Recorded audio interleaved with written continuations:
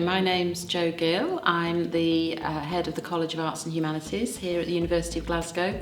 I've been here since July 2022.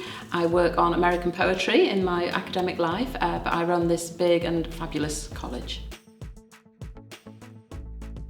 The Routes to Enrolment programme is a new approach to the way in which we engage students from the point of application right the way through to the point at which they select and enter into their courses. And it's important to me that we can smooth out some of the bumps in the road that we're aware of. So we know now from student feedback and from talking to staff right across the institution, we know that there are potholes, we know that there are dead ends, we know that there's confusion, frustration, considerable anxiety in some cases in terms of the way in which students are able to enrol on their courses and successfully begin their careers here at Glasgow.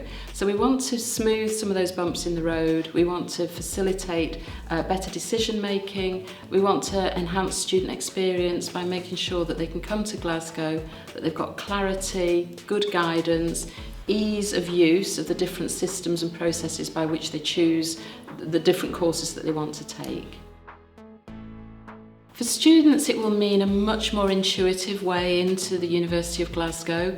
It will be a much more 21st century, frankly, approach to course choice, to induction, to really kind of immersing themselves in the life of the university. What we know at the moment is that many students are successfully able to navigate course choice and navigate enrolment, but others find it very frustrating. There are lots of blockers in the way, and we do know from the many conversations we've had with students that there are pitfalls and there are some glitches that mean that they're not always able to achieve what they want to in terms of the courses they enrol on or the ease or smoothness with which they can progress through their university journeys.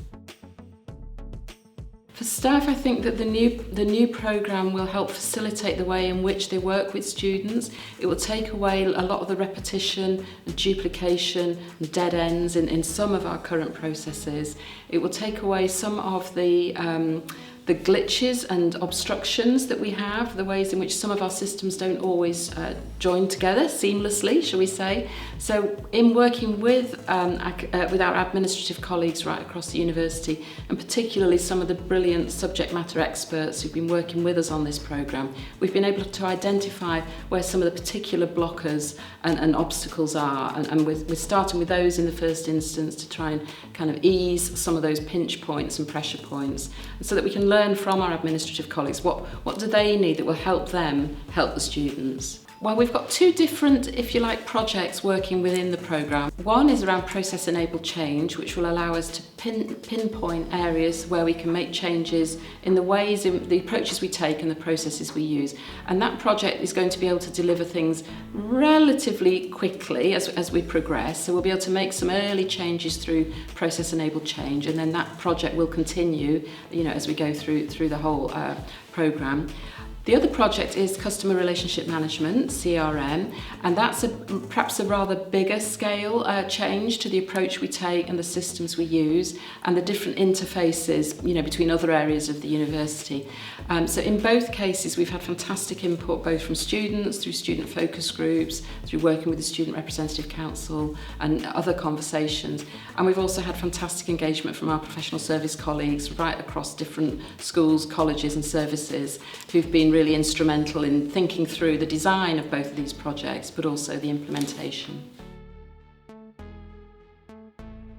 So as the programme sponsor, I know that this is a really ambitious and exciting programme of change. We know that we won't deliver everything overnight, but we think it's really important to make a start. We've got this phased approach with the two key projects running simultaneously, perhaps at slightly different paces with different intentions in mind.